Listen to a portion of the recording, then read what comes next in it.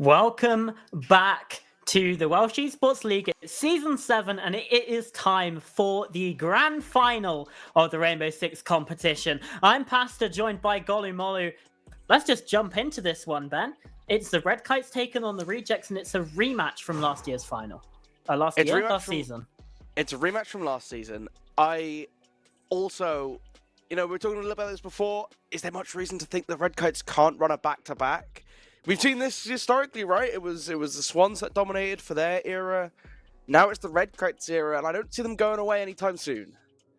No, I really don't. We were able to see the semi-final with the Rejects playing the Wolfhounds last week, and it was a fairly sloppy game in some areas. I think the Rejects, most of the areas I think that they were the weakest was in sort of the drone work and the communication. Sometimes there were things getting misdroned, or a player is flanking, kills one person, it doesn't get communicated properly, or someone just doesn't hear that call, and then they end up getting a second one from exactly the same place. So it's those sorts of things that we saw really plague the Rejects. However, in 1 week time, I reckon you can sort that out. I reckon you can fix that. Oh yeah, definitely. I think also it's really important to be able to take things that you can learn from your games, right? You got the win. That's all that really matters at the end of the day, right? You got the win, you get to go on to the next round, you get that week of preparation time, and yeah, you got a tough match coming up for you. I think a lot of people, and ourselves included, are looking at the Red Kites to be the favourites for this final, but that's where the Rejects get that sort of pocket of space to play within, right? You don't have that extra pressure coming in. You get to come into this series and just go, we play to our game plan, we do put in as much effort as we can, and we see what happens when the dice fall, right? Yeah, absolutely. And I think as well with the Red Kites, they actually got a forfeit win last week, so they didn't play their semi-final. It's been 2 weeks until they since they've played an official game, at least here in WEL. Creeping in, obviously, the other side of that coin is there's way less VODs on this team, because the Red Kites was going to be the semi-final originally streamed until that forfeit came on through. So they do get a bit of an advantage there in the fact that they were able to watch that semi-final last week and they were able to completely have it hidden. And this first map, Clubhouse, which we can already see the operator vetoes coming through, is a match that was played last week. Rejects did win here. It was 7-4. But the Red Kites have those VODs. They have that footage. The Baron phase is looking quite interesting to me as well, right? We have our sort of standard array, the Blackbeard and the Monty being taken away on the attack. I think this makes a lot of sense. Shield's still very dominant on the attack, especially on Clubhouse, where you have these longer corridors and tight corners. Or, you're looking at something like a warehouse, where you can just, as Monty, brute force your way in. That's always going to be a very viable strategy. The Fenrir taken away, nothing out of the ordinary either. It's the castle that interests me, right? Because you see this particularly on, like, Gym. If you want to try and hold out of the windows onto highway, if you want to try and box off and make it safe, the bandit trick on that jacuzzi breach, they've got the bandit here on the defense, but they haven't got that castle protected. No Azami either, so actively tricking that main breach is going to be a lot harder to pull off. Last week as well, we saw from the Rejects on Nighthaven Labs, so obviously this is a different map, but they were really adverse to playing the Tukurao in situations where they might want to, and it was a similar thing where they were playing Bandit and they could have been playing Kaid because their breaches kept getting open up really quite quickly. So this first round is going to be really important for me to see whether they're able to nigh those breaches a bit further. They don't have any sort of mute jammer or anything like that, so a Twitch drone could easily come in. That's not the strategy the Red Kites are going for. Instead, we just have those Thatcher EMPs, which can be easily tricked by Shoji, so I'm looking to see some pressure coming through from that Gym window from the Red Kites to cut things off. It was going to be extra important now for the Red Kites to take over CCTV early on in the round, because you haven't got the Azamis, you haven't got the castle barricades to protect the bandit. So if you can get on highway safely and make sure you hold on tight there, you have really good influence over getting that control around you, pushing into the bathroom, and starting to really put the defense on the back foot. Indeed, and the first breach is already being made, a soft breach charge onto the construction wall as well, opening things up, and this part of the map now becoming increasingly more restrictive for the rejects. They're not going to be able to play as freely around this area because there's so many sightlines looking in. With that hatch on logistics being opened up as well, Red Kite's already at this 2-minute mark in the round are tightening the net on the rejects. This is what I was talking about before, right? You want that control over by CC Balcony. They're afraid to drop onto highway, and for good reason. We can see the Goyo's silhouette just lurking around the corner, finally going to take a couple shots in and get the kill onto the Bandit just in time before traded out. Again, unprotected from the side. But you find that important frag, the breach can be open on up, and that gives that Red Kites their first little bit of access in towards the main half of the map that you want to focus on. The ace being utilized instead of the thermite, so those breaches do just have to stay vaultable. The information coming through as well from the Red Kites. They know where these players are. Drone pinging possessive inside of Cash, and the player spotted out by the Cower Hive launcher. That's yellow inside of logistics. And That's cheeky. possessive caught out YNB, just making sure to stay hidden, stay quiet, and another kill comes through from Vex as well. The information paying dividends here for the Red Kites as now it's a 4 versus 2. Really nice work early. Didn't even need a nade to root him out the corner. Going to remove the bulletproof camera as well and start walking even further forward. YMB just challenging on the doorway, and with the scan coming in from the Deimos, they know where the last is. Loses his teammate just to the side of him, has to back away for reload for a temporary reprieve. But the swing around from the Grim, that's Vex to find the final kill, and Red Kites, in a pretty dominant fashion, take the first round from us, Cam. I mean, the only kill they lost was the highway swing.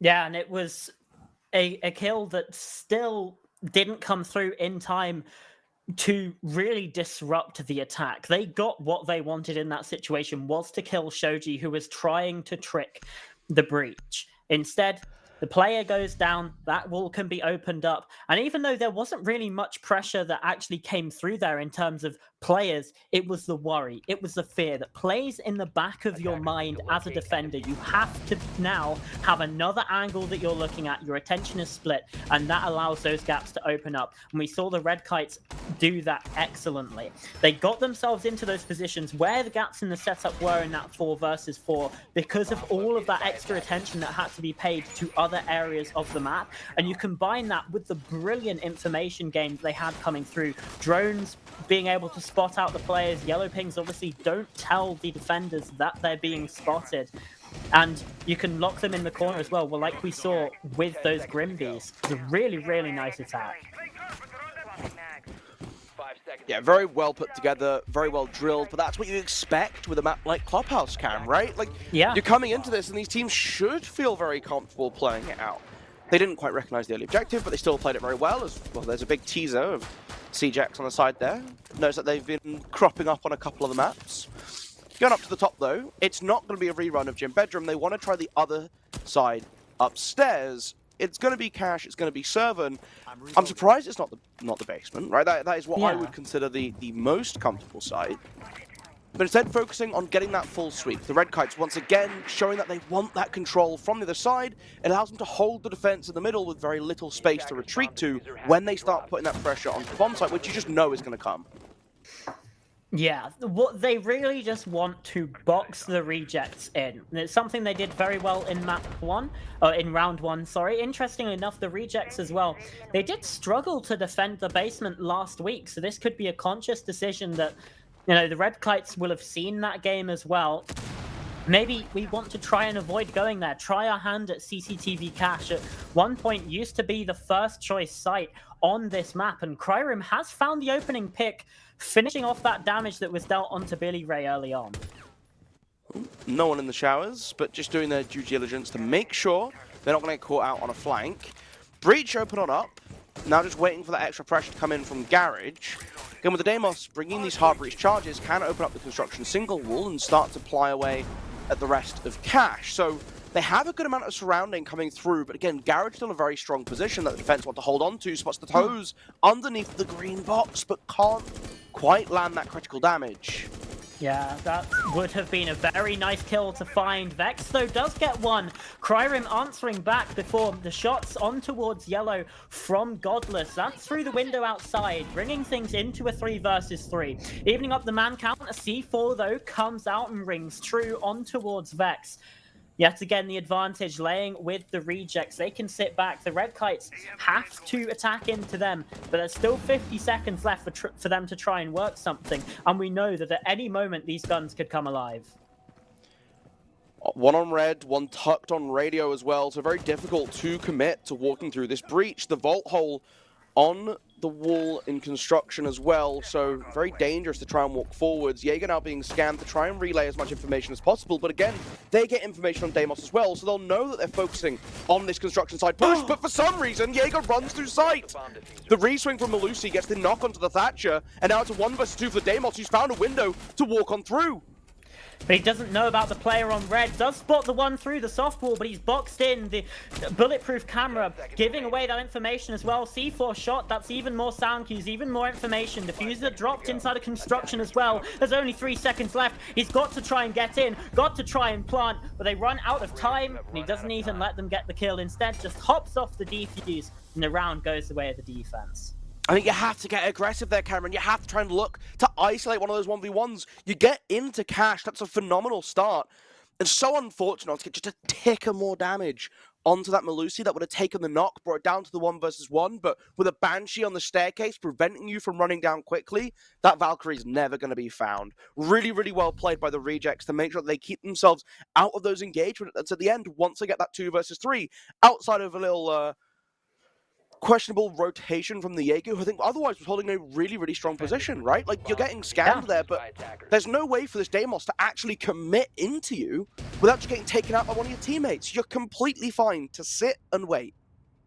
Yeah, slightly strange decision-making from Cryrim, but I have to say it was really smart from Flary playing the Melusi to just dip out of that situation, at least when they knew that the swing was coming through in towards red stairs. They got out of there, didn't offer themselves up in the 1 versus 1, instead wasted even more of that time, and at the end of it, that was how the rejects won the round, was based on the time. Now we go downstairs, and Red Kites, it's looking like they don't want to lose to the time no more. We've got a Blitz and a Lion coming through, which signals to me that they're looking for something pretty quick.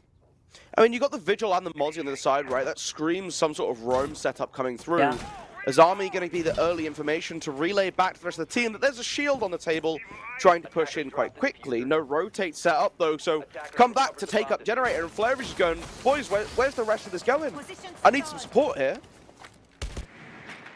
Putting up the rest of the rotate with the Deagle as well, but Red Kites not quite taking advantage of the situation. In fairness, it's very difficult to know that that was the situation because you expect that rotate to already be made. Now the escape path has been created, but Godless on the Blitz, sneaking down through blue.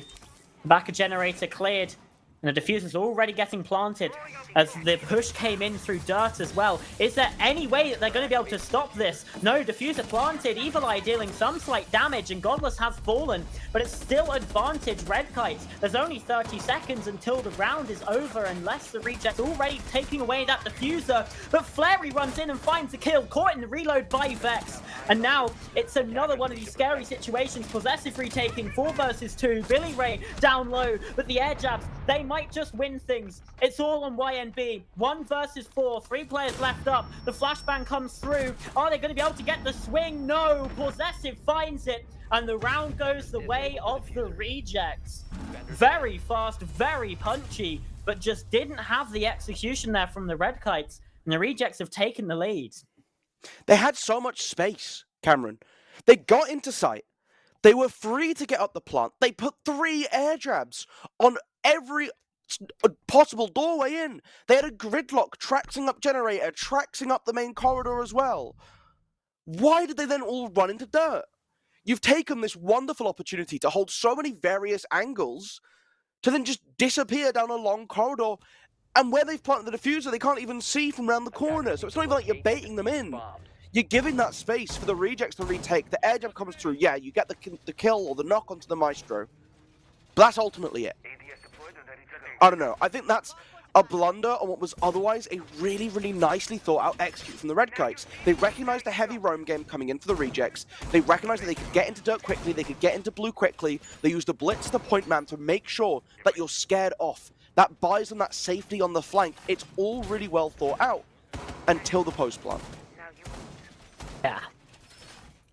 Unfortunate, but lessons to be learned, and while the rotation is complete, it's not perhaps in the way you would expect it. Even still, a 1-2 half, or a 1-2 quarter, I suppose, for the Red Kites.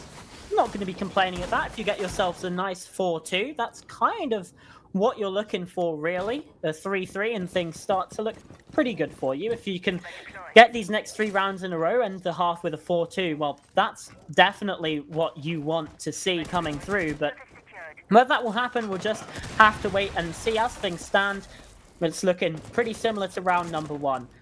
A lot of early pressure over on the CCTV cache side. They want to route out these roamers and make the site a lot more difficult for the rejects to hold.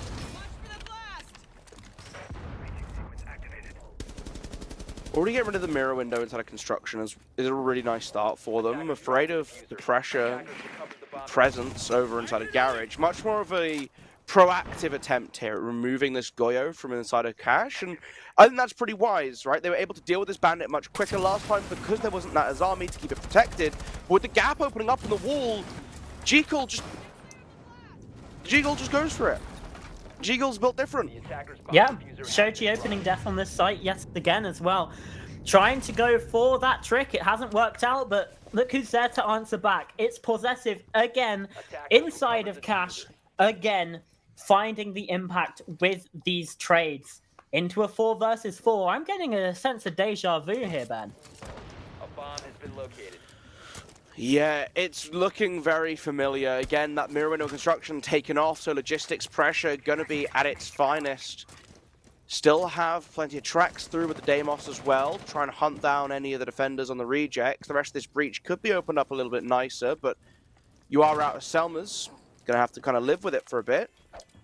Has the information on the Azami, playing tight inside a gym, but again, protected by the Kiba, keeping them safe from the breach on Jacuzzi and from the Thatcher looking in to try and find an entry.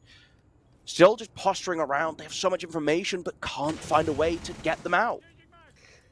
Yeah, this is where you need something like the grenades, but they just don't have any on side. They're trying to go for these tight angles, trying to see if someone gets in the way of their guns, and Yellow certainly has. Godless entering inside logistics has been able to take down one. That's the mirror falling, and now that's another player inserted. Possessive feels like he's got to go aggressive, and it's another 1 versus 4 for a defender on this site. Kryrim on the flank downstairs is able to find YNB, but Godless reads the pre-fire perfectly and gets the final pick.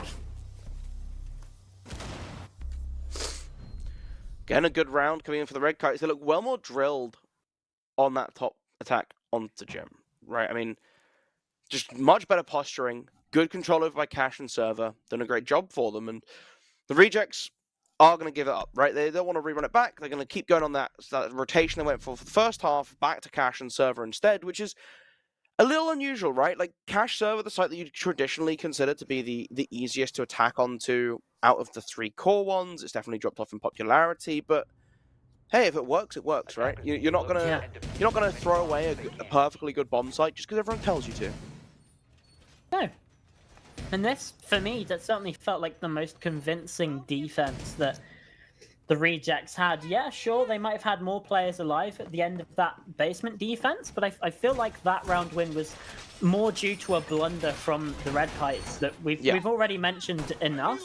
So this site definitely feels like the best weapon that they have in their arsenal right now to regain that lead, get themselves that 3-3 half, because anything less than 3 rounds on the defense here, and you're thinking Clubhouse might already be over. If you get that 3-3 half, there's a chance. If you can get the 4-2, that's exactly what you're looking for. Locate a bomb and defuse it. Deimos again, still rocking these hard breach charges, and I think that is something that I have to wonder about, right? I think just having those nades, we've seen a couple situations where they have to remove a Kiba, Attackers have located they have to a bomb. flood someone out of a position, would have been really valuable. They've spotted a spawn peak though, wants to try and go for a little counter peek, and of course you're going to get it when you have that information being relayed onto you. You can go for the pre-fire. It's basically wall hacks. Yeah. Basically is, and that's certainly not what you want. Rejects lose that opening gunfight. It was barely even a gunfight, to be honest, but things might not be completely over. You have that tuber out, those Zoto canisters freezing out the breach, keeping things from being opened up too quickly, but those are going to run out eventually. The Kaid Claw there, though, I think it's too late in that process. I think when that freeze disappears, they're going to open no matter what. Oh, but they're going to commit the blast to it anyway, just to make sure they get rid of it. Do take down Billy Ray. It's an injury, not a confirm though, so it could potentially be recovered by the team. Yellow still on rafters in garage. They're holding them off for the time being, and again, so many keepers thrown up to provide them cover to constantly move around and make it hard to detect. They're still waiting. The drop should come to get Billy Ray now. You've got Godless protecting from behind as well in case anyone gets a little aggressive on the window. So it's back to a 5 versus 4. Yeah, and Yellow is in such a precarious position inside a garage as well. Down to low HP, and all of the attention is just going to be sent upon you. Flurry, though, does find one. That's downstairs in Lounge. The entry into garage, unsuccessful as of yet. Now the 4 versus 4 confirmed, but players low on health on either side, and you get the feeling that this one might just be a close ending to the round. The hard breach charges on that Deimos, like we've pointed out already, now going to come in through and come of use to force a player away from that wall position. Billy Ray's in here as well, I think. Yeah, just tearing up the bomb site. And Jiggle as well. Godless gets in on the action, and it's just Yellow boxed out of the site here by the reinforcements, by that window, and YNB shuts them down. A lovely execute when it came down to it there from the Red Kite Span. It was so much cleaner than the last time around, right? They just had basically the exact same setup. They had opened up the main breach, a little bit of pressure over by garage door, but they're playing for that construction. They're opening up construction single into cash, they're playing off the doorway, they're playing off the CC window, and they're waiting for the rejects to feel obliged to make a move, which eventually they have to do, as they're just constantly losing more and more space. They feel like they need to punch an opening in this attack, and that's when you punish them. Really, really nice setup from the Red Kites. And again, it's showing this ability to play off the trades for each other. They can hold the angles, they can wait patiently, they can use the utility to flood out the defenders. And it's putting them in these fantastic positions in rounds. Yeah, now that even half is all the rejects can hope for. And they're down to the basement again. They're choosing to just continue the rotation. Come hell or high water, they want this done. Now, this is something that was really nice last week. You get that Maestro camera upstairs, you open up the floor above it, and you can deny the Hibana charges on the kitchen hatch. However, we're seeing a very similar setup to round number 3. The Blitz, the Lion, Gridlock, Nomad, and the Grim, hinting at perhaps another quick push. I mean, it didn't work out the first time, but perhaps it should have. Are the rejects going to fall for this again? Yeah, you would wonder if it's like, oh, guys, I think we just, like, kind of messed it up on our end last time. Let's just run it back. And Let's just send it. yeah, maybe they're not ready for it. And so far, there's very little reason to suspect otherwise. They have added a couple different utility operators, though. They've added in the Legion. They've added in the Warden. So much more ready to deal with the utility overwhelmingly coming onto the site, rather than having the Vigil and Mozzie, which, you know, wanted to play on that roam instead. Opening up, though. And again, not committing too early, still probing for information first. And this is the kind of play I like to see. Teams get aggressive, they want to play aggressively, but they're going to make sure it's safe to do so first. They're not walking into a trap. Yeah. It feels like the rejects are much more ready and willing to take that trap as well, to choose that option. Drone just about surviving there, the interactions with the Evil Eyes, but Still information gained for the Red Kites. Now in comes the E1D scan. Any player that moves is going to be revealed here as a charge comes on down blue stairs. There's not much that the Legion can do about this. Cryrim taken down, but Godless wants more, and it's a team kill to come on through, in fact. Yellow is able to find one in response, but YNB is pushing them with the diffuser as well. This could be dangerous. This could be very dangerous, because now the case is dropped inside a highway. Godless does answer back. The Blitz still doing massive work, but it's a 2 versus 2. Possessive answering back before being felled. Kaid left to clutch up, can revive the teammate. They have information on the warden on the corridor. Shooting out a drone as well, wants to get rid of the evil eye, but like you said, the case dropped in the corridor in a very awkward position. Standing in the smoke with the goggles active, waiting for you to peek out. Again, the only operator on the table that can see through this smoke grenade. Waiting patiently, it will start to disappear and wants to dip just a little further back onto the main stairs. Decent connection to Yellow.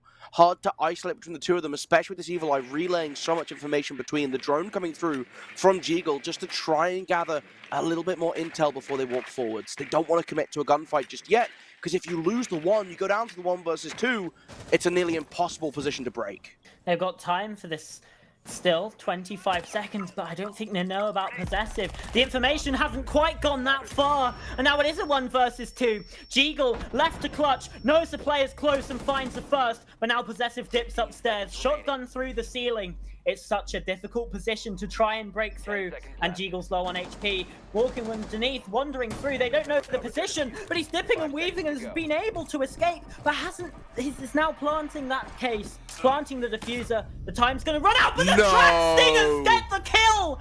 And the end of the round, it goes the way of the Red Kites. That should never happen.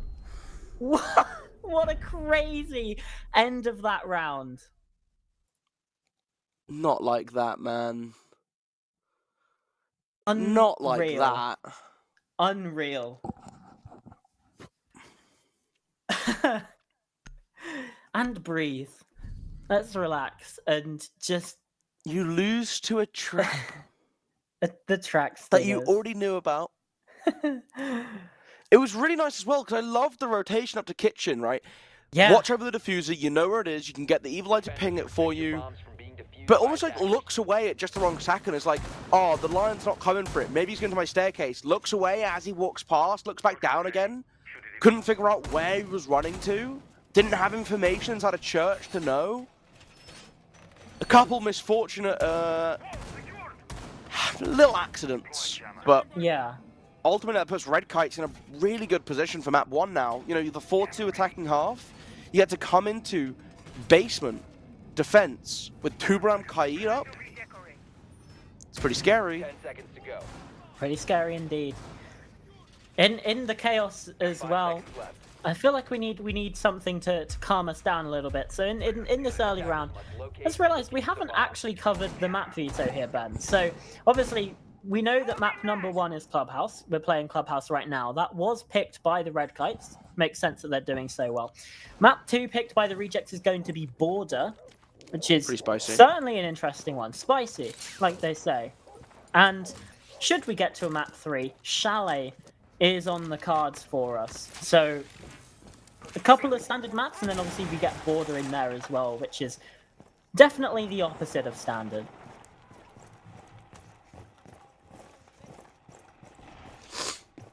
Does put, you know, a little bit of safety, not safety, a surety behind the rejects, right? You lose this out, it's your opponent's map pick, you can go to Border, have a good showing, play for that decider, but of course, if you can steal your opponent's map pick, it makes things a hell of a lot easier. Still very winnable. 4 attacking rounds, we've just seen it happen to Force OT.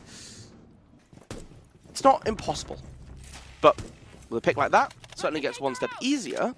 You take down Billy Ray, that's the Goyo gone, and the Vector ACOG, very, very scary weapon. Yeah, it absolutely is. I still don't quite know how that's still an option, to be honest. But you know, that's just me. Cool. Yeah, that's true. You know what? I'm not going to be the one to get in the way of fun, actually. But Yeah. hatches being opened up here. Obviously, the So to canisters of the Tuberal can dislodge this for a while. No trick on the Kaid coming through either. So Moto hatch is opened up, and blue hatch should get opened up fairly quickly as well. Jiggle with none left in pocket, but is actively trying to trick here on this kitchen hatch breach. You can pick it up, place it down again, and that should destroy those X-Kairos.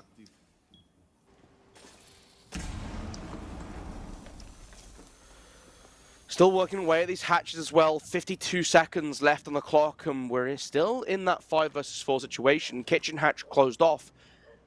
Means you're more likely to try and go for a moto generator push, try and isolate through main stairs. No one in that position for the attack at the time being. Torn between going oil pit or down secret staircase. The stairs seem to be the choice. Afraid of those vertical holds though. The drop coming into Moto as they're trying to deny their mirror window, but it's Godless playing on the feet holes next to it as they run in through main stairs, run out of bullets in the SMG-11 to give them a slight opening, but the repeak's good enough to get the second. They're holding on tight, even though Yellow gets a trade back. 3 versus 3 now as we are heading into red time, and Yellow's getting this diffuser planted. Vex, though, is able to answer back. That 45-second timer begins, and there's another C4. Yellow has to clutch up big now. Shoji unrecoverable, and 3 players swarming, starting to surround, and Yellow, is he going to have to surrender? It might just be, and it is. 5 rounds on the board now for the Red Kites. Their dominance being established here on Clubhouse. Walked in and just completely made a mockery of the whole situation. Didn't matter that they lost the opening pick in that round. You look at what happens to the attack though, they can't get that kitchen hatch open, and it enables this super aggressive play from Red Kites. Godless has zero fear, right? He's happy to sit right on those feet holes, look down main stairs, control Moto, control main stairs.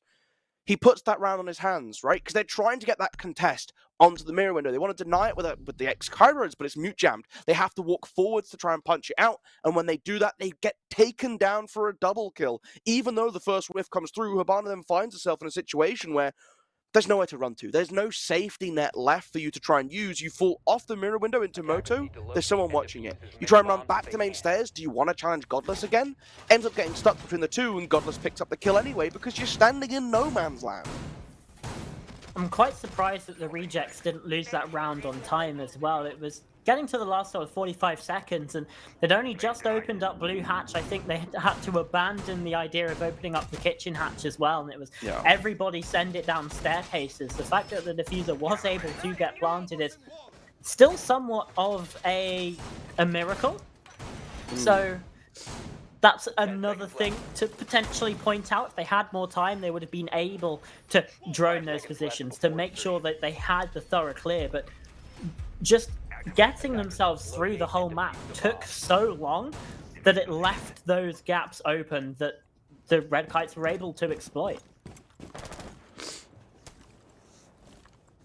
Yellow being very cautious, leaving spawn now as well, because we've already seen the attempts coming through on the other side of it, right? It was Godless who got the counter spawn peak before in the first half of the map.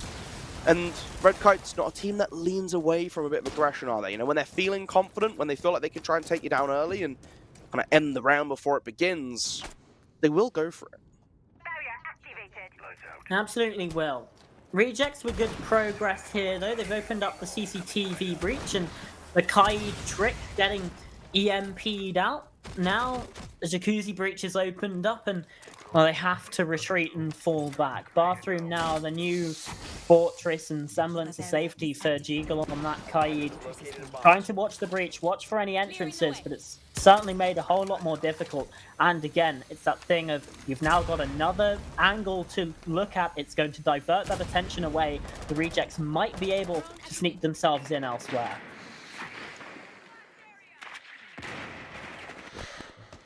Army spotted out as well. It's the Army extension out this time into Skash, which is something we didn't see before. Less aggressively able to hold on. Flurry at the top of the staircase, taking a lot of damage, and I mean Vex just gonna drop off the balcony and run to relative safety. Still looking up the staircase though. I don't know if the fact that they've dropped down has been caught. They're still so focused on looking forwards, Cam. They've pulled out a drone as well. Oh no. It's the first kill of Vex's life. Shooting to the skies, the sound of the drop there and Flary caught completely unawares. Flank comes on in, and now 5 versus 4 established for the defense here, making this gym bedroom site look as defendable as we'd expected from that first half, where in fact no defenses were won on it. Yellow though does answer back, bringing something into favor for the attack inside, as now the run on the breach comes in, but the Banshee wails and the C4 comes out. Shots as well from these defenders. Godless, Billy Ray finding one apiece, and Cryrim looks away at just the wrong time, finally able to find one, can't transfer onto the second, and Vex gets a quick double to get the Red Kites onto match point. That's a massive round from Vex, not only stalling so much time over in Garage at the start to kick things off, then pulling off an amazing rotation to get into that awkward spot where you just can't quite figure out how you're supposed to lock them down. That's great. The final part of that puzzle, though, is then getting back up to site to lend that support on the drop in logistics, because you're effectively catching the attack in between two, right? They want to play through the main breach, they want to play from Logic Hatch and try and get that stronghold, they want to get that first sort of opening into the building, and you just cut them off on both ends, acting as that sort of anchor man for your team. Fantastic work from Vex all the way throughout the round, and from the rest of Red Kites, right? So good at playing off of each other for frags, makes it so difficult for the for the rejects, sorry, to walk up and make a good start in a round. Even when they get an opening pick, we've then seen how hard it is to translate that into actual relevant pressure onto the bomb site, because every angle is watched, every opening is being carefully looked over. They don't leave any gaps. No, they certainly don't, and this is perhaps the, I don't want to say tier gap between these two teams, because that does feel a bit harsh, but this is the difference between these two teams. We're seeing the Red Kites making sure that every T is crossed and every I is dotted here on the defense. They're just looking so much more rigorous than we saw from the rejects in the first half, and it's certainly paying off. They've got 2 defenses in a row. Now a chance here at CCTV Cash to win out this game. The trick might not be able to come on in fact, does come through. The RC Rotero there from Shoji on the Flores, just slightly mistimed. The drop, the pings coming through, spray scarily close as well, so I think they had a little bit of caution for Golu, who, never mind. I say that, is able to just gun down Yellow, does take down YMB in the process, so maybe you say that's a worthwhile trade for you, especially if Flary's ready and watching into construction to catch the fall off. This is the kind of start the rejects really needed, right? 2 quick kills, pressure onto construction now, and looking to open up this wall into sight. They have lost their Thatcher though, so they need to find another way to get past these EMPs. A bomb has been located. Yeah, and they don't have any sort of twitch either. You're going to have to rely on the Rotero drones from the Flores of Shoji. Cryrim has been taken down there by Godless. That's one of the angles that they were watching. Taken down and taken out. You now have to send your Thermite Possessive to watch that angle, but now you can't open up the breach. It's a bit of a difficult situation, but if Possessive's able to find a kill like that, then I guess it doesn't matter. Vex, though, tries to take the swing onto the window. Knew Flare was there, just did not quite have the connection. Flashbangs in towards Red. Billy Ray stunned up and stunned out. Knows of the player on the window. Tries to take that swing. They're dipping away, playing smart, plenty of time as well. Another flashbang comes in, repositions again. The player running in is gunned down by Billy Ray. 1 versus 2 now established, and the fuser getting planted brings things into a 1 versus 1. Flary just dips away. Here's that rotation in, and now the 45-second timer started. Extension into the round, and Billy Ray now has 2 guns to face up against again. Ready for Flary on the corner, but again, those crucial shots don't land.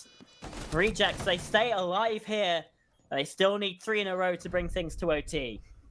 They've found themselves staring down against the worst of odds. And that's when they found their groove, Cameron, right? That's when they've decided that they're going to pull out really nice, clean attacking siege. It might have come a little too late for Clubhouse, but you never quite know. If they can keep up this early aggression, the tempo that they have onto Red Kites, especially on that extended roam, the moment a player is caught by themselves, is not surrounded by their team, the Regents did an amazing job at getting in and punishing. They had two players trying to play off each other, right? They had YMB Defenders, and they protect had your bombs from being defused by attackers. Golu.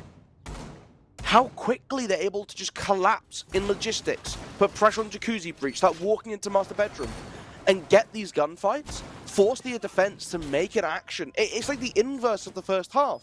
Red Kites was so good at taking what the Rejects set up and forcing them to move out of it, and that's exactly what the Rejects demonstrated as well. Really, really clean attacking play. I really like the pacing. I love the tempo that they're trying to put, and make Red Kites make a decision, because eventually someone makes a wrong one. 10 seconds to insertion. Indeed they do. Into round number 10 though, 5 seconds to and go. we're back down in the basement. The strongest site supposedly on this map, and well, we certainly saw why in the first. Red Kites, oh, there's nearly a kill there for Vex, but just unfortunately jiggled at the wrong moment. Could have had possessive down. That's your Ying as well. It would have been a very impactful kill. Obviously, her utility, those Candelas flashing out the defenders, are execute utility. You want to save those for when you're bursting into the site to take away the vision of the defenders. That could have been a very impactful pick, but not to be. And still in a 5 versus 5 here. Red Kites, you can tell though just from that they want this map over and done with. Oh, that's a lovely kill from Billy Ray to have that be one step further to completion.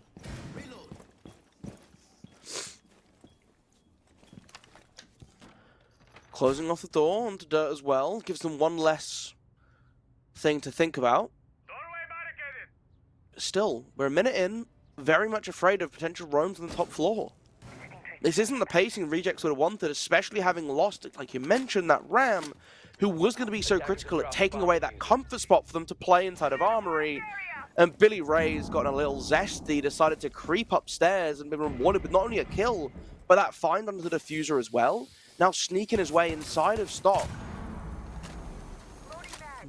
Dealt with the ex-Kairos, but a couple of sprays coming in from Bar, so he will have to be just a little bit more cautious now. Playing things. There's so many stacked up. All three inside a bar or inside a stage here.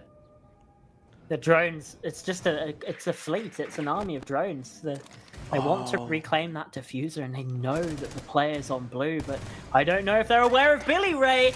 They absolutely are not. Gets that third, the Candela rings out, and that gives away that there's a player inside of the lobby as well.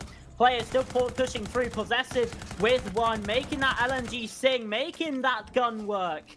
Now pulls out the pistol. The player goes in close. They can shoot the Candelas, but instead tries to escape outside and cut down.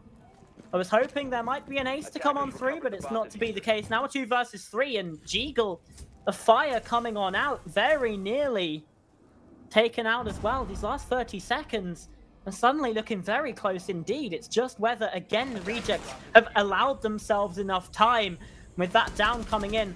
1 versus 3 needs to be attempted. Couldn't find the mirror as well inside of Moto. The rotate completely blocked off now, so only has the church to walk through. The mirror window popped open now as they get aggressive, but Godless goes to AKs, gets the final kill on Clubhouse, and so that is going to be it for map number 1. It took the Red Kites maybe a little longer than they would have wanted to, but still a commanding 7-3 victory on map number 1 of the series. Yeah, they've put their stamp on this map for sure. And they just look clean. They just look really, really clean. Unfortunately, the Rejects didn't quite look as clean, but I do want to say that they definitely have improved from last week as well. Like, this isn't, you know, oh, they're losing, you know, it's that same story. They are looking a lot better than we saw. Unfortunately, the Rejects, not the Rejects, the Red Kites are just at a completely different level. They are looking so strong right now. Obviously, Clubhouse was their map pick. Coming up next is Border, Ben. Now, that does interest me because, I mean, we know the Rejects have shooters.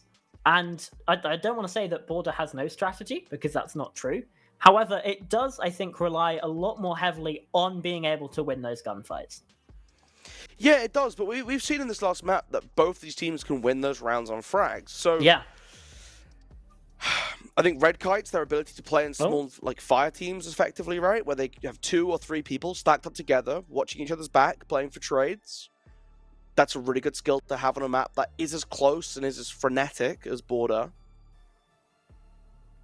But obviously the Rejects picked it. And they're a team that does like to play very loose.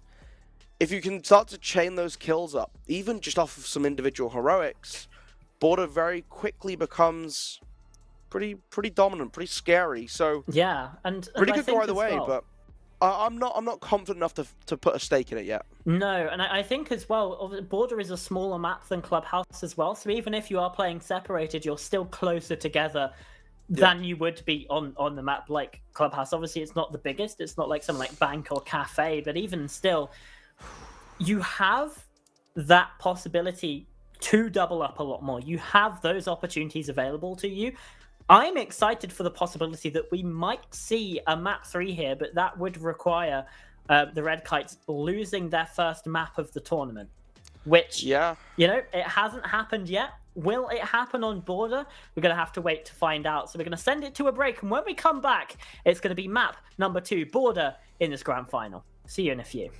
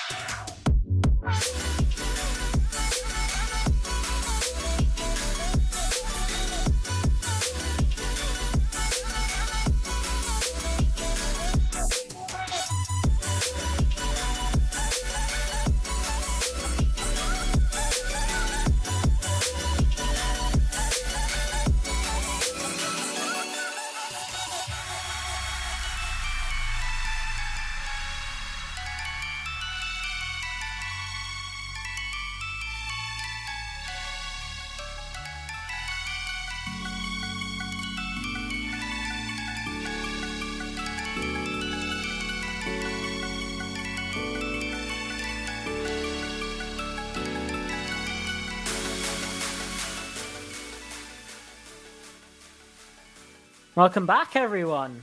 It's map 2 time. We're ready. We're raring to go. I'm still Pasta, still joined by Golu and Ben. I mean, a very exciting first map on Clubhouse. Yeah, the Red Kites came out swinging. We saw some good sort of comeback play from the Rejects at the end of that map, but not quite enough to push them over the line, especially once they got pretty comfortable on their defenses. The Red Kites too comfortable taking up space. And that's something that we're going into map 2, Border now, and taking up space is the name of the game when you're on that defensive half. How much of Border can you use up? It's a very small map.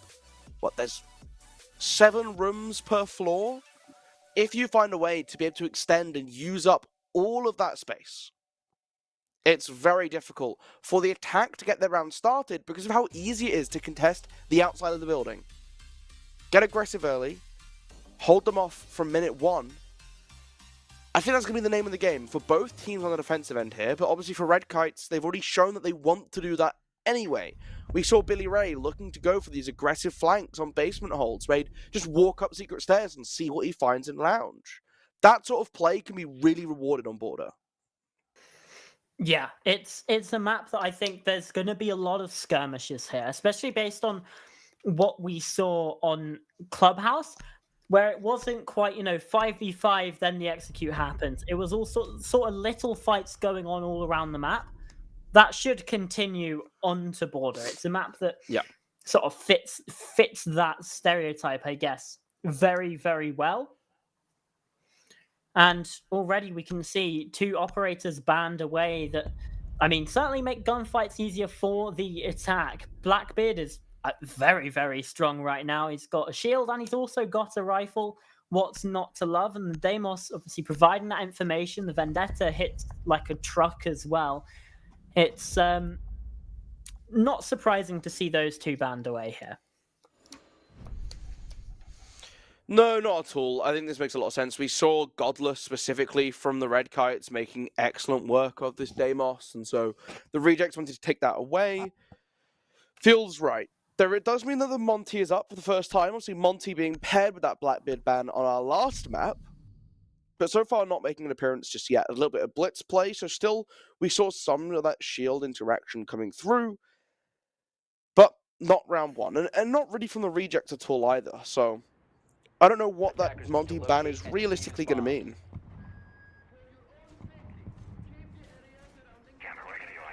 So, upstairs we can see, I mean, very similar lineups to what we had on Clubhouse as well from the Red Kites. We've got the Tuberal coming in to deny those breaches, Eagle on the Kaid as well.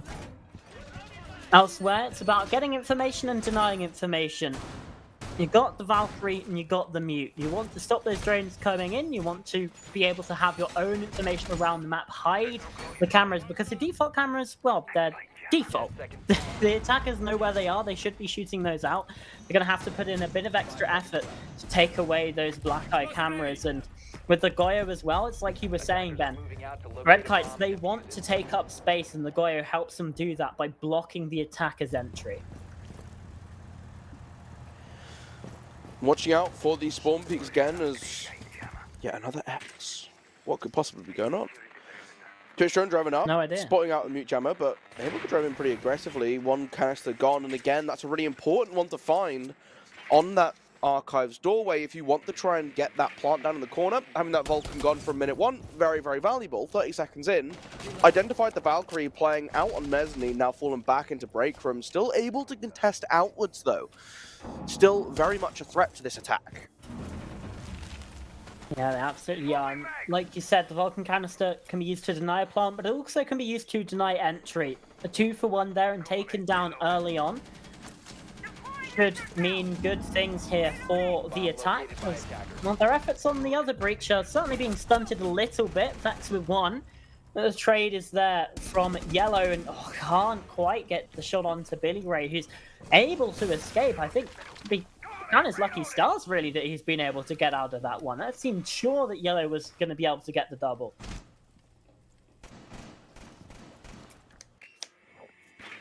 Still waiting now. Spots Mute out close by, but again, no way to contest onto it. You're not playing on that mezzanine balcony just yet, so the office double doorway is still very safe to stand in.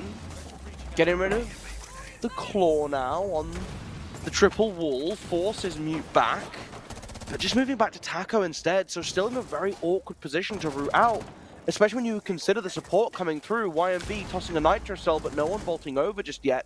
Still detected by the Grimby, so knows that there is that lingering teammate support to keep Godless alive.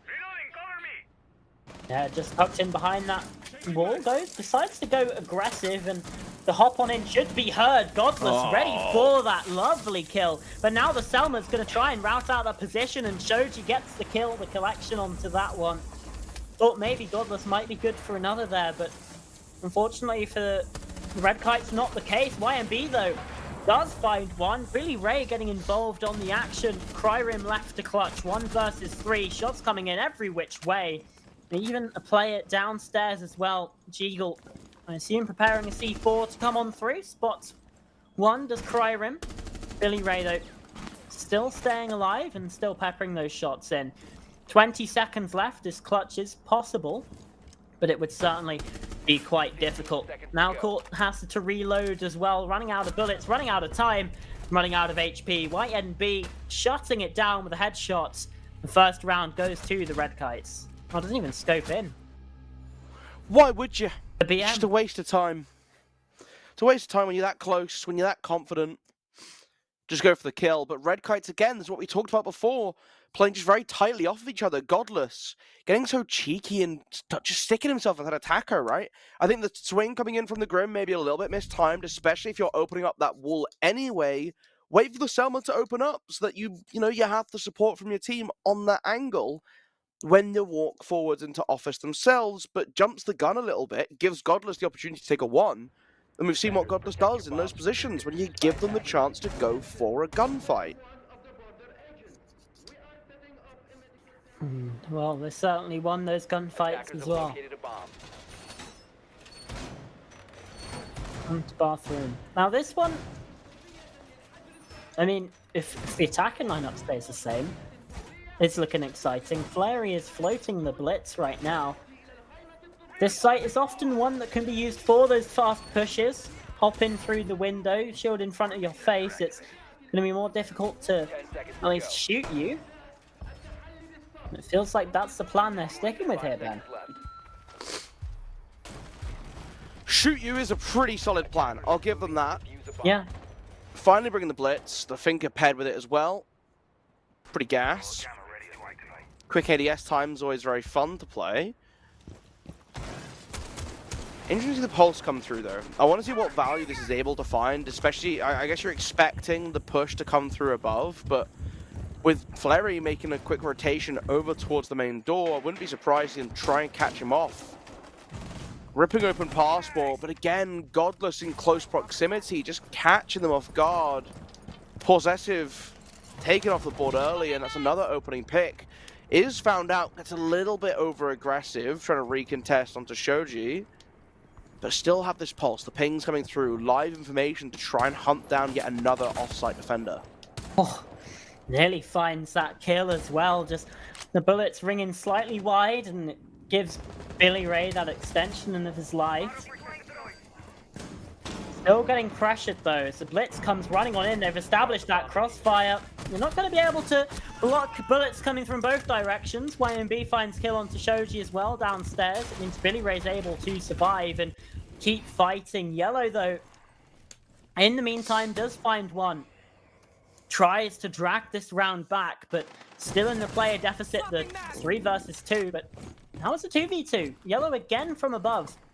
I mean, all the impacts in this round so far. 2 kills, 2 more to find.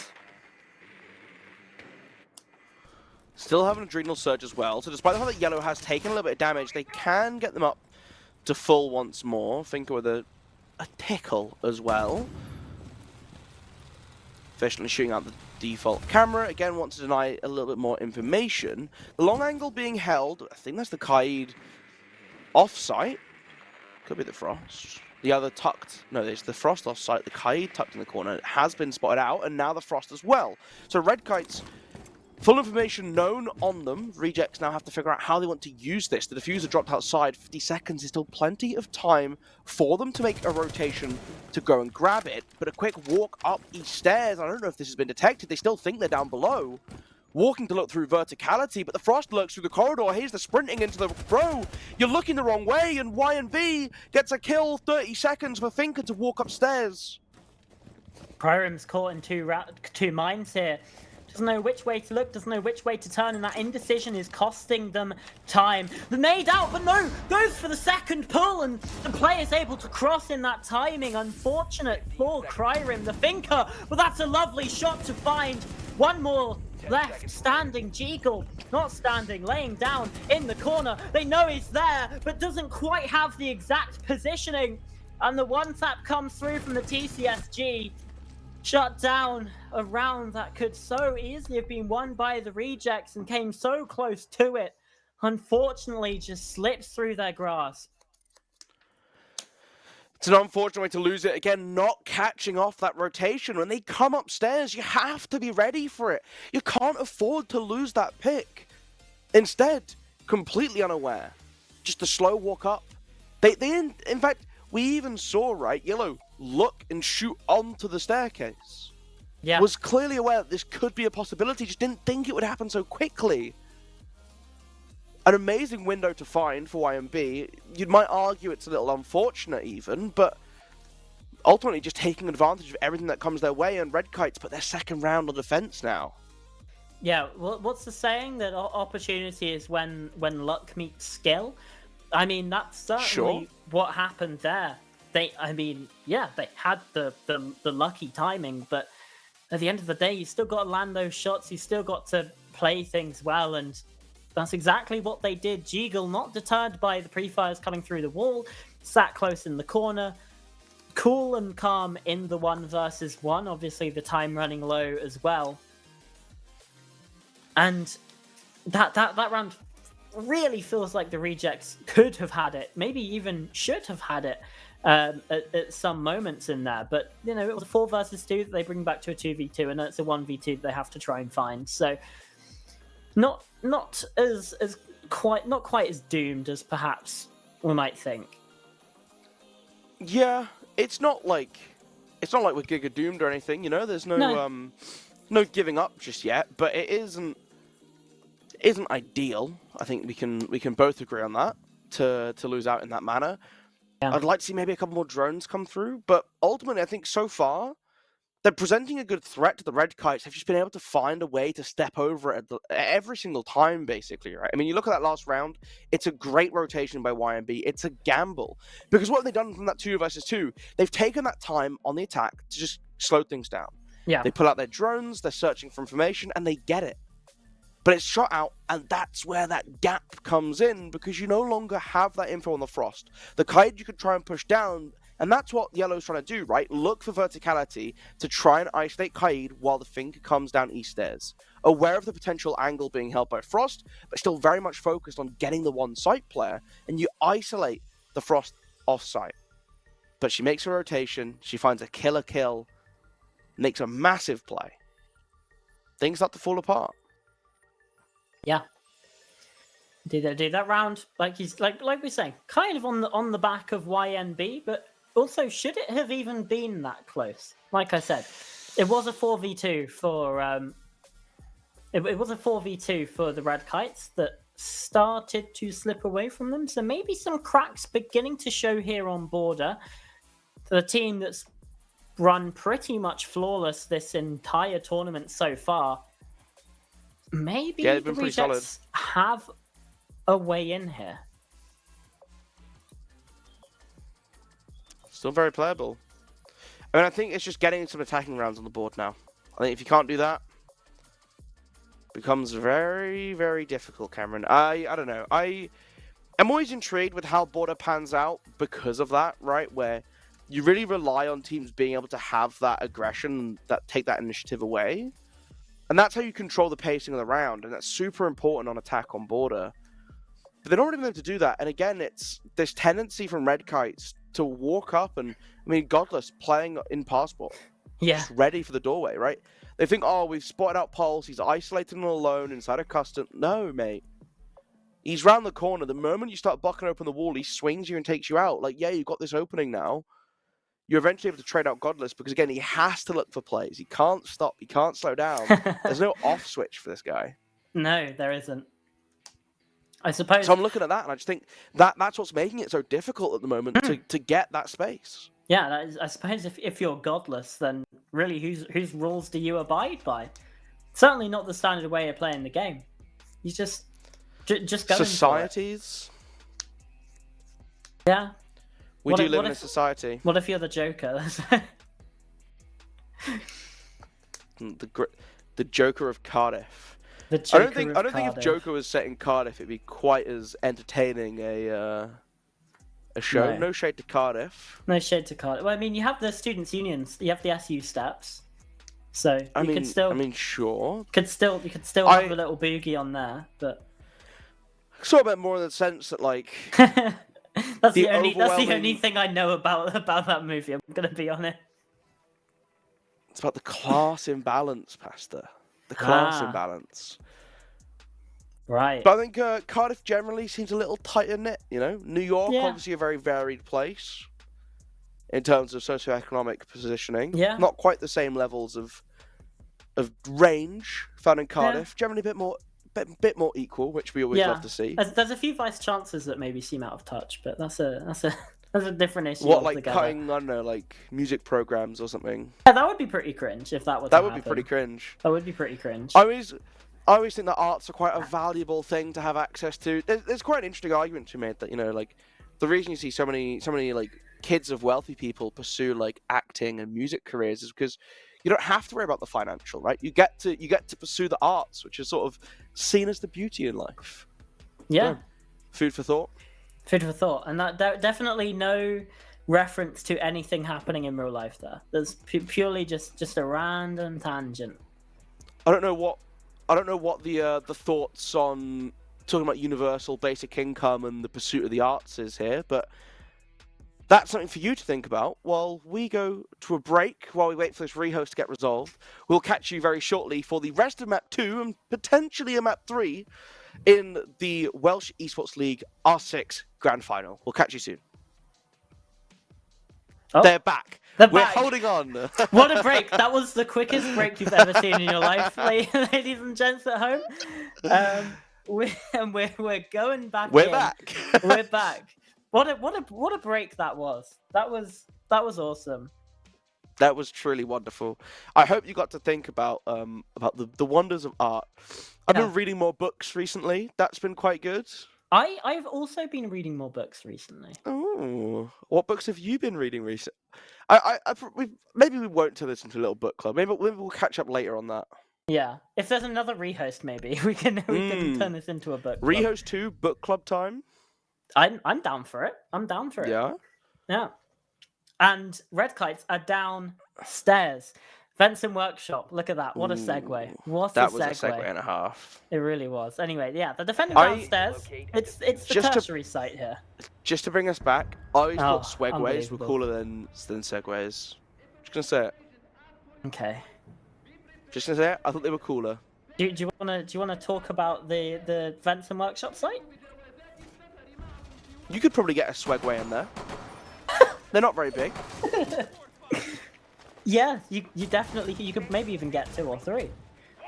Oh, but if we're talking about storage space, you could probably fit a decent 50 in there. You box them up, right? Yeah, that's enough true. protective padding to be able to ship them, but not too Flat much. pack becomes... Segway? You get... No, you can't flat pack a Segway. Don't be silly. Okay. No, it's like you has to start be. selling them. Then. It has to be a decently sized rectangular box. Ah, okay. But yeah, they are downstairs. another outing for the Blitz. It's kind of cool. I'm a Blitz fan, obviously. You love shields. I do love shields. You're little shields like gremlin. I believe that abusing a lack of skill is an art form. And sometimes you're just very skilled and also play shields. That's also possible. That would never happen to you though. No, that's not the camp I fall into. No, unfortunate. See, I don't play shields and I have no skill, so I'm in a different camp. The honourable path. Yeah. But less elo gained, so don't know what that honour's getting you. Little peek coming through as well, trying to get a little shoulder shot into the blitz early on in the round. Again, they have this information being shared as that Nitro Cell already being committed from YMB, not finding any damage onto the blitz. Support from Yellow on the Ying from behind, just spraying to the wall. They're baiting out the entry. Again, aware the Kaid hasn't used the Nitro Cell. There it flies out, no damage done. All Nitro Cell's gone. It gives a lot more space for this blitz to start to walk up. But does have to be careful of the extra angle and the second player coming into support. Possessive has found the opening kill though on towards Billy Ray in a second as well. YNB also falling. Those players, I think, downstairs. Or perhaps upstairs. Not entirely sure. What I do know is that they're dead. I know that they're dead. Yep. And it's a 5 versus 3 for the rejects. So that pressure continuing to pile on, and well, he's still got Vex off the site as well. I think Godless is roaming around too inside of customs. So really, you've only got the one player actually in the site. That's Jeagle inside a server. Godless has been able to find away one. at just the wrong time. Always going to happen. You try and jump into archives and instead get taken down. You give that extra space as well, no more blitz to try and put that pressure on the defense. Real opportunity now for the Red Kites to try and drag this round back. 36 seconds though. Not a lot of time for the attack as well, as Candela's are flying out. They're trying to walk down, but this focus on lobby I don't think is going to be successful for them. The Bees not detecting Vex as Godless and Jeagle each get one. A third for Vex just walking up to waiting. Will get traded out, which brings it down to a 1 versus 1. In theory, they know where Godless is, but you can see the quick rotation back in towards Workshop. Vaulting into an awkward position as well. Only 9 seconds left on the clock. You have to walk on through. Pops the Adrenal Surge for an extra bit of health, the extra ADS speed as well if you need to come in and out. Goes behind the table to put down the case. The timer hits 0-0. You know you have to walk forwards. It's going to go down. The question is, can you find the ping coming through, but looks at the wrong side. Gun up now for the finger as well. A super winnable fight, and Cryrim gets the diffuser down. Manages to hide behind the box just long enough to get the sights ready. Lands a fantastic shot onto the Malusi and pulls off a tremendous clutch. That 1 versus 2 was absolutely unbelievable there from Cryrim. And sure, a bit of luck plays into it, but I mean, we said it after round number 2 as well. You got to have the skill to combine with that luck that actually gets the round over the line, and that's certainly what we saw. Isolated those 1v1 so well and still played the objective. And that's the really important thing there. A lot of players, they just try and hunt for the kill in that situation, and they'd run out of time to even do anything, or they'd have to plant in the open. Cryrim does not do that. Instead, tucks behind the box, knows the player's rotating away to try and play for that time, which is the correct play for the defender in that situation. And gets the diffuser down, and at that point, you're back to being in a 50-50, and as soon as you can get that Peeker's advantage, you've got to take that opportunity. That's exactly what they did. So while it was a close round, and one that might be closer than the rejects would want attacking onto a tertiary bomb site, all that matters is that 1 next to your name. All that matters is you get the round on the board, you win it out, and you start coming back.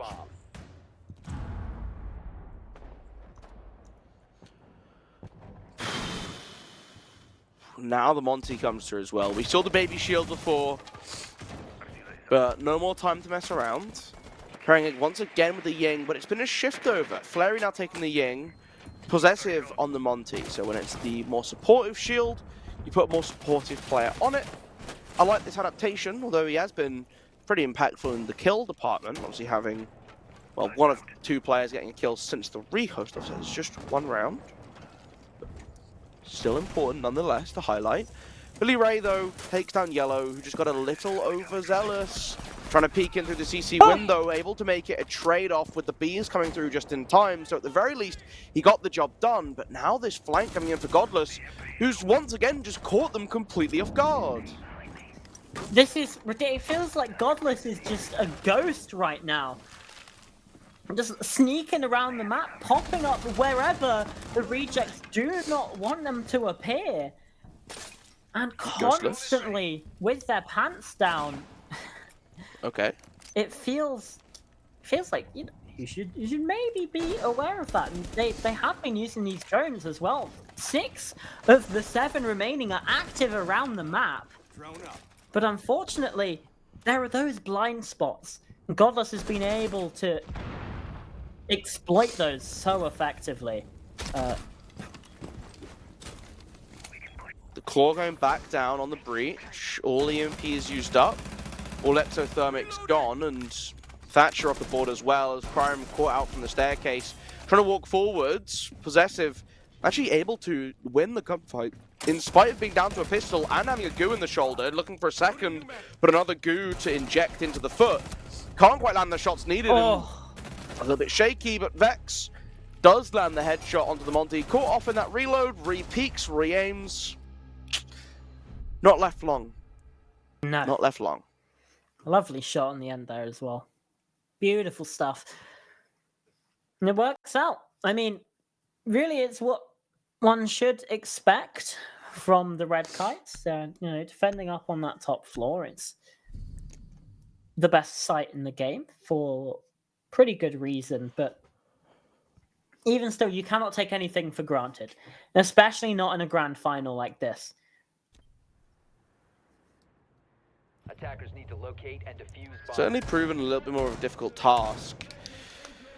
Rejects again. We saw last time they were 4-2 down at the split. That was on their defenses. Here it's the attack, but it's Border, another map where sort of alongside your chalets, one you really want to be putting up as many numbers as you can. Again, very small map, very quick to walk into. But yet again, caught off by this aggressive stancing from Red Kites early on. Last round, it was Billy Ray looking out of the CCTV windows, just ready to take a gunfight. And I do wonder what they need to do to react to this, right? They tried to change it up. They brought the Blitz, thinking that might be a way to get that information, to be the point man, stand in the way, absorb a couple of shots. That wasn't enough, so they bring on Monty. But that's not enough, because we're not actually clearing any angles. Instead, we're allowing players to run up aggressively into break, get that kill, and drop away again. That was Godless in the last round as well. Between the two of them, constant aggression, getting in the face of the rejects is really disrupting their flow. Oh, look at this from Billy Ray. Oh, but he's been called out by Possessive. The IQ coming on up trumps there. I don't know whether they had the read on the pulse. Obviously, That's mega. The attack is able to switch away or use the attacker repick. Might have spotted the pulse. You pick the IQ. And using that gadget, you can spot him when he's using that scanner and take that headshot through the wall. Beautiful work. Like you said, mega. Still sweeping this top floor, finds the Legion as well. Wants to add to their current tally, get yet another pick. Walking in, again, dominantly with this blitz, but he looks the wrong way, gets knocked to 1 HP. Legion able to drop away through the hatch, return to the safety of the downstairs before popping up metal again to try and be awkward and gets rewarded with a pick on the Shoji. A second as Possessive goes down and looking for a third yet again. The Adrenal Surge bringing them up just in the nick of time to get them action ready again. But two very low HP members of the attack. Yes, Vex is effectively at 0. But that's still a lethal weapon up and aiming. That T5 is a monster. Vex has been on form today. Yeah, gonna have to hope that no damage comes on through from the other side. Obviously, that is the trade-off. And then 4 versus 4, anything is possible for either of these sides. And 70 seconds remaining to play here in this round. Will certainly back the attack to be able to make things work. The boogie drone's coming through, but the drop in from Possessive is misguided. Blitz, though, dropping down, does take down Godless eventually. 3 versus 3. Legion on the stairs, now cut down. Flary, just a lumberjack, cutting everyone away, and Cryrim as well on the 180. YNB can't land that shot. Jeagle, the last one remaining. He's been spotted away by that Blitz. He's proning. The other player's peeking him as well. Difficult position, shield in your face. What do you do here? The flash comes in. The pistol not able to land, but another flashbang out. And Yellow's able to land that secure of the kill and secure of the round as well. Now 3-2, and Tellers goes the way of the attack. Just one round away from tying things up. They're doing a great job again. That time, it was all on that entry, right? They're walking up forward. They're pushing in aggressively. A little bit of a misplay. I'd like to see them using the drones a little bit more efficiently to make sure that when they walk in, they're looking at their target. All right? Let's not get ourselves shot up in the back for no reason. But ultimately, a much better job at containing that aggression. They push in with the blitz. They're using the utility early in the round to make those opening gunfights favorable for them. Finally, to have given themselves the chance to fight back. Really nice to see. Yeah, really, really nice. And that it does kind of feel like an even half here on border would sort of fit the vibe, right? I mean, going into this, we were saying, oh, we don't really know which team's going to be able to win here. It does feel quite even between them, and we've certainly seen that so far. In fact, the Rejects could have the leads if, a couple of 1v1s go their way instead of the other. 10 seconds to go. They're looking at, 3-2, 4-1 sort of half for themselves, but it's not the case. And Red Kites, they want this round. They definitely want this round. To keep yourselves with that advantage heading into the half, because 3-3, like we've been saying, anything would be possible at that sort of situation. You want to give yourselves that safety net of those 2 buffer rounds to really try and take this to 2, take this in 2 maps, not let this go to a decider of Shaolin. Kite again, still aggressively postured on East Stairs, waiting. This is a layer back than we're used to from the Red Kites, right? Instead, waiting on Catwalk. Shots in towards Break Doorway, but already Shoji not to crouch forwards. They have this control of CCTV. Again, remember, this is Bathroom Tellers.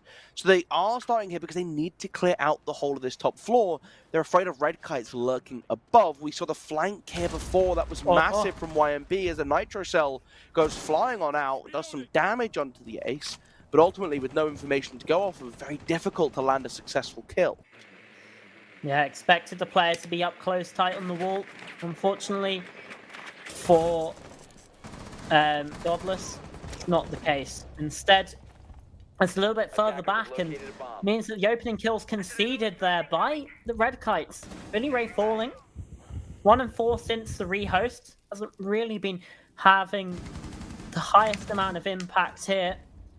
And now the Blitz comes rushing in. Flary, we've seen some questionable plays so far, but that one works out. Vex falling, went for the re-aggressor, re-swing onto the hatch, and unfortunately loses his life because of it. The 5 versus 3, make it a 5 versus 2 for the Rejects, as Yellow's also able to find one. More verticals being opened up, and the Grim Bees can be sent in. Information being gained by the attack, and everything working out in their favor. They have these vertical angles, they have the sight lines, they have the player advantage to be able to deal with these last 2 defenders.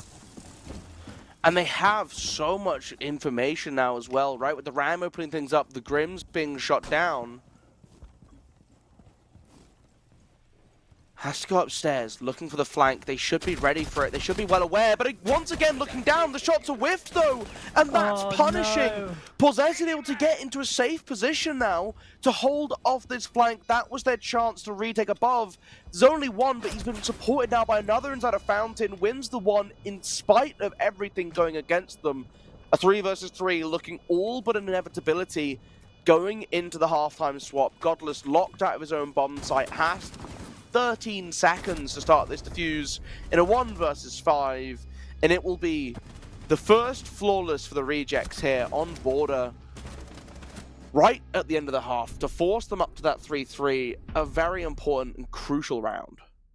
Yeah, it absolutely was crucial. They bring themselves up to 3. Overtime, a very high possibility. A Rejects win also on the cards right now. Just 4 rounds away from taking this map to forcing that decider. But on the other side, the Red Kites, they're just 4 rounds away from becoming the Season 7 champions. Defenders, protect your bombs I from mean, being defused by attackers. it doesn't really even need saying that this half is absolutely pivotal. But I said it anyway. Haha. And it's super doable on border too. Like, this is a site, this is a map where you can put numbers on those attacking halves. The 3-3, I think, is a pretty generous split for the rejects, all things considered.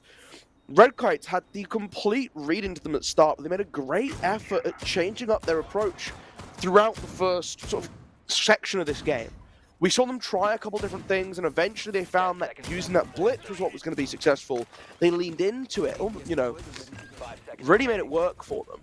Now I'm interested to see what the case is for the Red Kites here, who again have a very similar objective. It's to get to that building safely, but with the castle being used a little bit more frivolously, right? These external doors being closed off, that break door being closed off, it prevents the quick aggression from Red Kites. They can't run in as freely and rapidly, but it also makes them feel way safer to walk up to the building. You no longer have to worry about anyone getting aggressive on breaking you.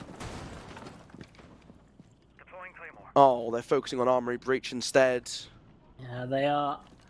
There's an opportunity for a wallbang, but obviously if you don't have the outlines, which hopefully the players don't, otherwise that would be cheating, there's no way to know.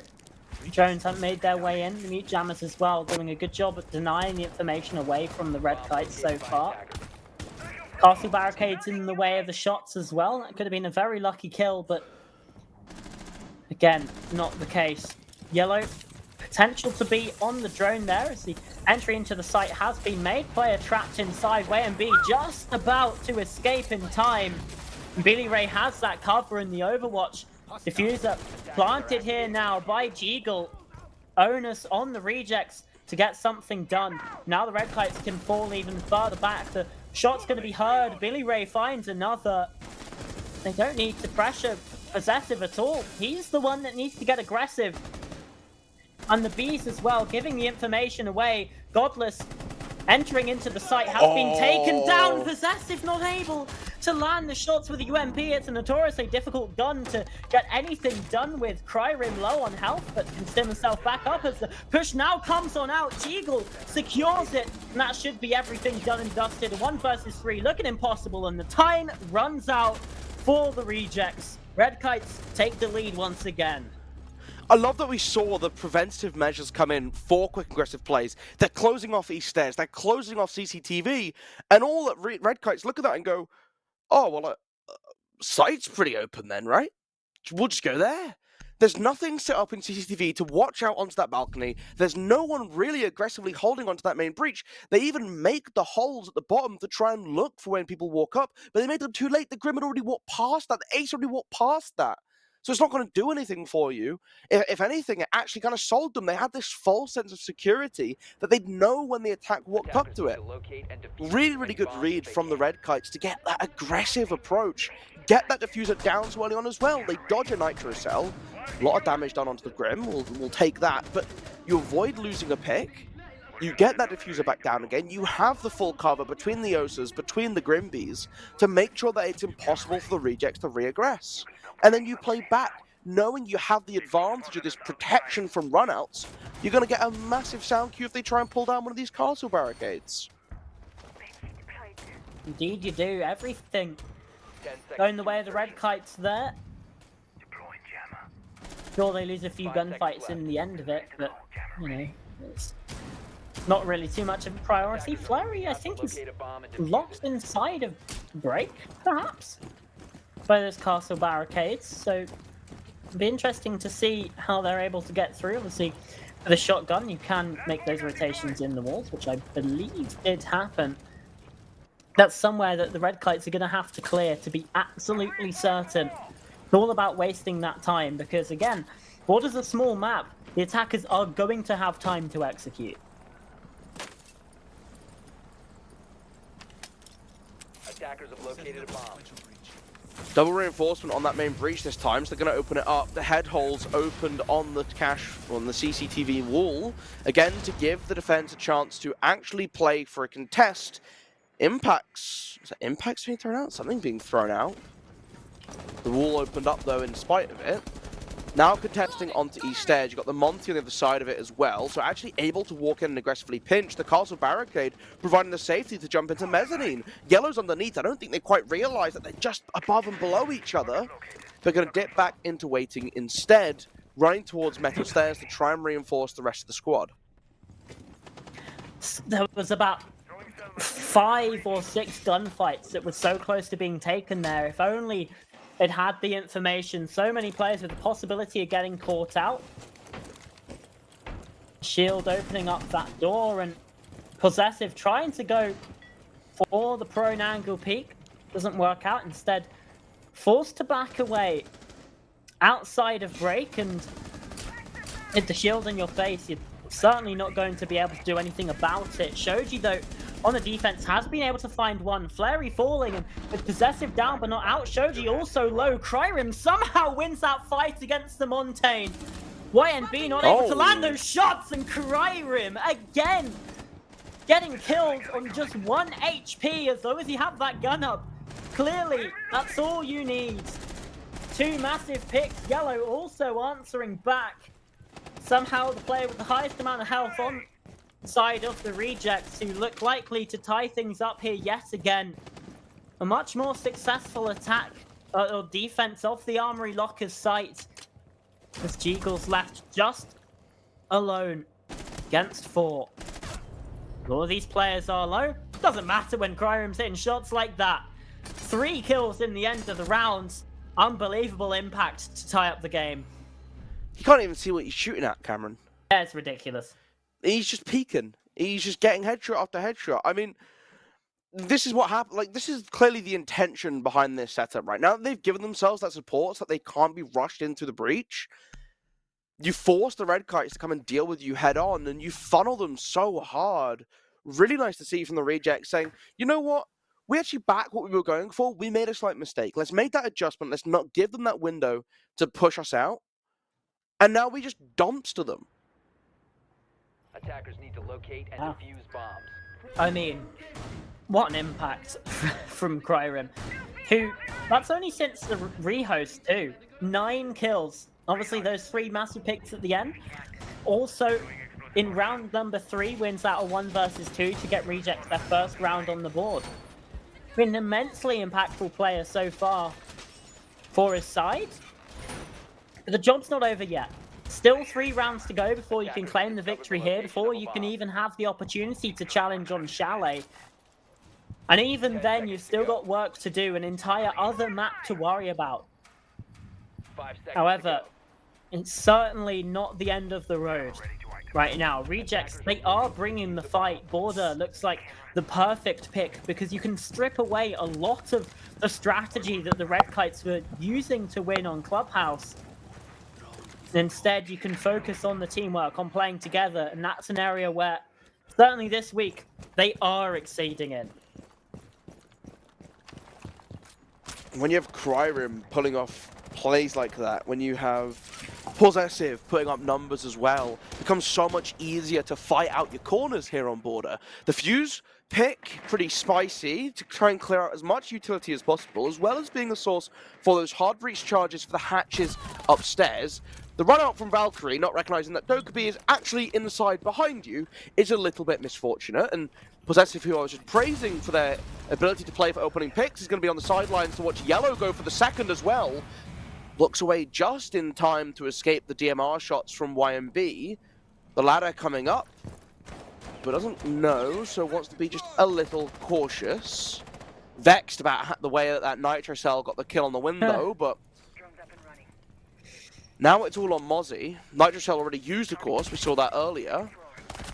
Gonna go for the doorway, and again, just not respecting YMB as they get their second on the round. I feel like as soon as you see the drone there, you know that those players are going to be close. There's a hatch open. Yeah. Attackers recovered the There is. Just drop. Yeah, the wrong decision to try and sprint out the doorway for sure.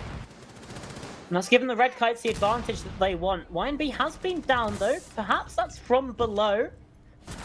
Godless does answer Oh. back onto Flary, and Jeagle through the vertical as well. Suddenly the kill feed lights up blue, and it's just Cryrim again. It's been massive. 3 big kills at the end of the previous round, already a 1v2 clutch. Has to be a 1v4. He's already turned it into a 1 versus 3. But still, plenty more to find, and with the diffuser being planted, there's so much more work to do. The shutout comes in, and the round goes the way of the Red Kites. We're going back and forth here, Ben, in terms of the rounds. Does that mean that the Rejects are going to win round number 10?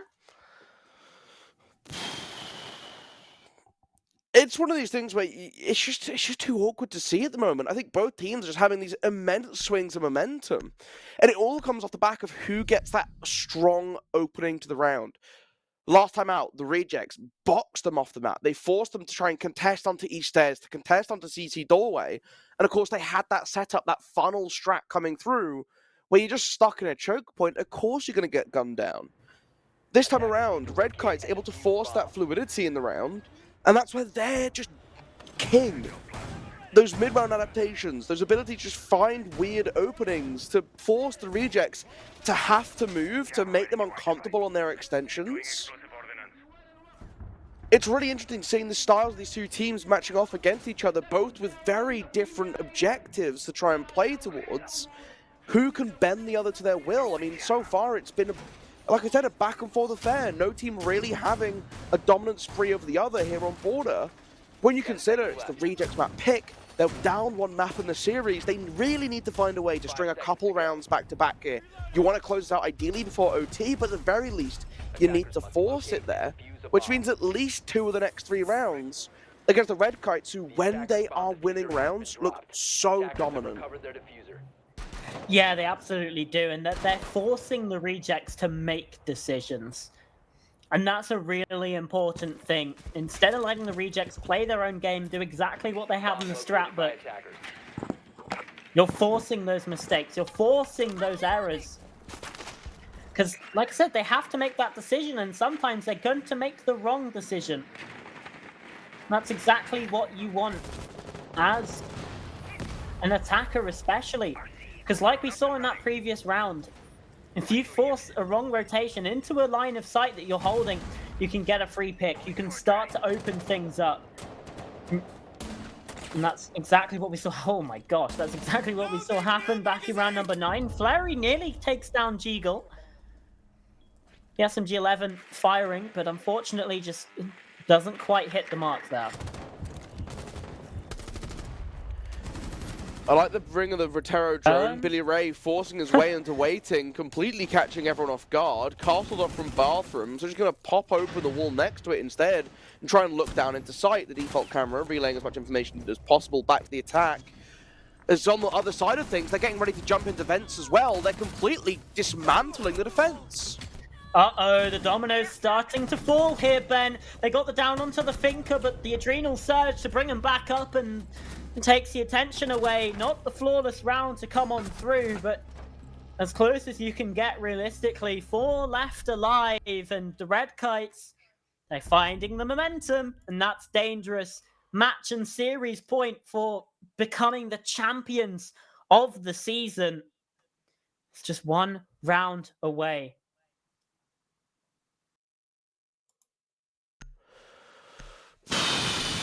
Crunch time for the Rejects now, Cameron. 2 rounds they've got to string back to back. They've got to find a way to break up this initial tempo, and I'm looking at how we've seen Red Kites show their adaptability throughout Border.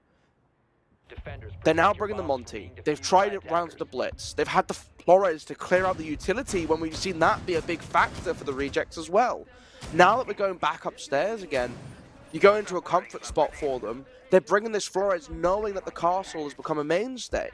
It's a really easy and safe way to open up these long lines of sight and to not get caught into the funnel. And I'm not seeing a way that the Rejects can make that undoable. They've got a mute jammer, sure, but this is being dealt with the Monty being the brute force point onto East Stairs that eventually clears them off anyway. Everything the Red Kites are doing feels very methodically tailored to what we've seen already from the Rejects. And there's not a lot that's really a game changer from them. Attackers are moving out to locate a bomb and defuse it. is certainly doing well. Rejects, they need those 2 rounds in a row here. That is a given. This is the final map if the Red Kites can win it out. But the Rejects, they need to force it to overtime. No more opportunity for a regulation victory. And, well, the Red Kites certainly feeling themselves. YMB pretty much instantly opening up the barricade here on East.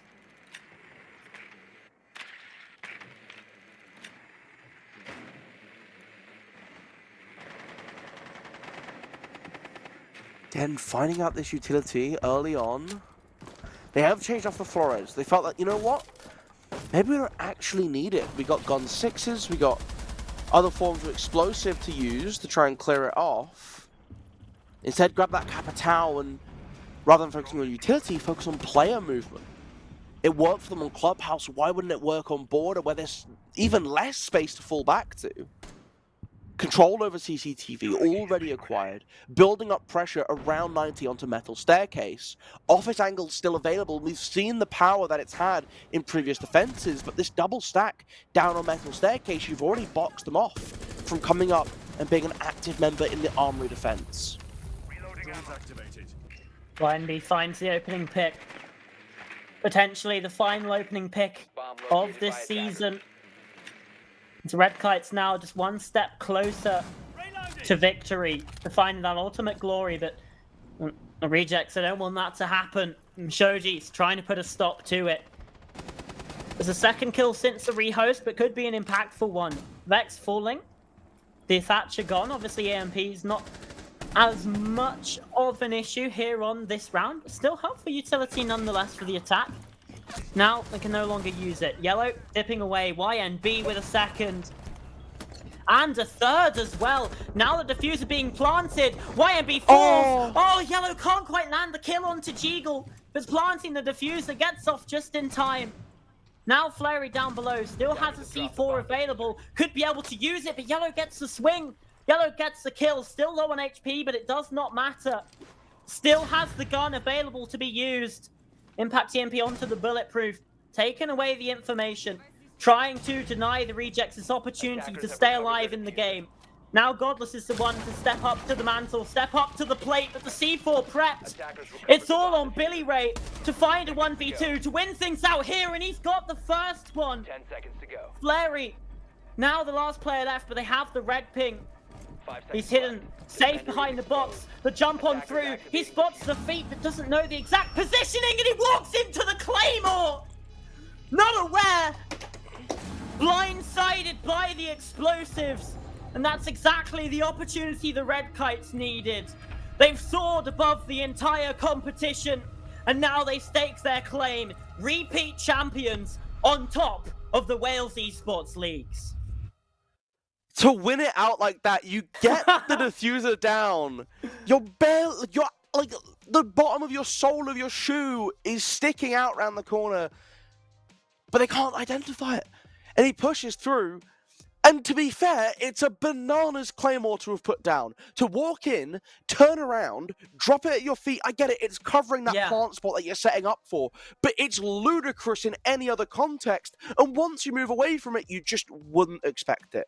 Yeah, especially Ultimately with the coming back to be C4 there massive. as well. Especially with the C4 there, you think, surely, like... Shocking it lived through that. Yeah, very surprised. Very surprised by that. I thought that Claymore had been destroyed. Clearly, if they're not aware of it or thought the same, but it's those small oversights, it's the minutiae that the Red Kites have been winning out in, realistically, this entire series. But especially on Border, it was those small, tiny moments, those small margins. But hey, if that's what it takes to win, that's what it takes. And the Red Kites, we've certainly seen that they have had what it takes to win this entire time. That final is the closest they've gotten to losing a map, and well, they still won that 7-4. Like, yeah, it's been such a dominant performance. But it was a banger 7-4, and I think that's the thing that like 7-4. really made it feel good, right? Was that it was so back and forth all the way through. Up to 5-4, you're thinking like this really could go either way. This could go to OT. But this is the credit, though. this is the credit that has to go to the Red Kites. It's their ability to change up their style in a game, because it's all focused on how they work together. It's these small 2-3 person plays that just smooth out so much for them. And they can change up their utility base, they can change up their operators to kind of deal with whatever needs to be done, and they're going to be able to find a way as a team to work over that. The Rejects put up a tremendous fight, but ultimately couldn't figure out how they needed to change their border defenses. Eventually, it couldn't work. Eventually, Red Kites read into how they were trying to funnel them and were able to work to avoid that. Reopen up border, start playing aggressively again, and just push through those last 3 rounds. Yeah, I mean, that's the experience that they have on that team as well, right? Yeah, I mean, back-to-back champions now. Back-to-back champions, but you've also got, a player like YNB who's played in, tier 3, tier 2 competitions in Europe. That's the sort of level head that you need in those situations to be able to take it across the line. And yeah, sure, he didn't clutch it out, but at the end of the day, you still have a very experienced player in that team, in that roster, and that's the sort of experience that it helps to lead the line like that. No, it really does. Phenomenal effort from them. They can be really, really pleased with how that's panned out. And now they get to relax. Back-to-back, 2-time champion. Can't really ask for that. What, the Swans were able to put together 3? So you're just short of that? Yeah, well, you're in your own little era now. I see people saying 3-peat. So perhaps Is that it was 3-peat? I don't know. I'm trying to find that out as we speak. Let's Did they see. beat Cardiff in the 5? Yeah, Red Kites beat whoever goats are in the final of season 5. So it's the 3-peat then. It's a 3-peat. Fair play, they matched it up. Yeah. So we've had, 3 Swans, now 3 Red Kites. Okay, even more impressive than I remember. Yeah, there you go. There we go. Absolute cinema. That's all I'm going to say. Absolute cinema. Absolute cinema. Absolute cinema. What a match we've had. What a match we've had, Ben. I love also that every season of Welsh Esports League has been won by a team named after a bird. That's pretty sick. Pretty interesting. Might see some franchise changes to try and accommodate that. You get the I don't know, the Aberystwyth, I don't know, Kingfishers or something. I don't know. Okay. I couldn't think of a bird beginning with A. Yeah, that's what I was like, You could have I don't know, Caerphilly crows or something like that. A crow begins with a C. Sure. We could have some crow. Could have many of them. Oh, but Kashi says albatross. Aberystwyth albatross. Of course. Of course. Sounds a bit clunky. Yeah. Well, Imagine trying to say that 5 times quickly. The 3-peat though. The 3-peat. Very exciting. 3-peat instead for the Red Kites. I apologise. I wasn't familiar with your game. Insane work. And I wonder if they're back for their 4th. Maybe they want to break the record. That would be sick. They've tied it. They've already tied it. They've tied it. But now, I mean, there's not much more to say, right? That's it for our season here. We've crowned our return champions. The Rejects, another close, heartbreaking loss. After the start that was Border, Clubhouse a little more rough, but Border looking like they were staging that comeback. Yeah. Unfortunately, they couldn't push us over the line. Would have been interesting to see what happened if we'd gotten to Chalet. But Red Kites didn't really fancy it. They fancied an evening off afterwards. Yeah, that's the way it has to happen. And while we continue to ponder new team names, renaming teams around birds, I don't think that's a discussion that you at home want to watch. So we're going to close things off here while we keep brainstorming for Season 8. I've been Pasta, joined, of course, by Golu Molu, the goat. That's not a bird. Goat is not a bird. That's a mammal. We've also had Kashi running the stream behind the scenes. Nanos, of course, observing as well. Thank you all very much for watching. And one more time, congratulations to the Red Kites for being the Season 7 Rainbow Six Siege champions. We'll see you next time.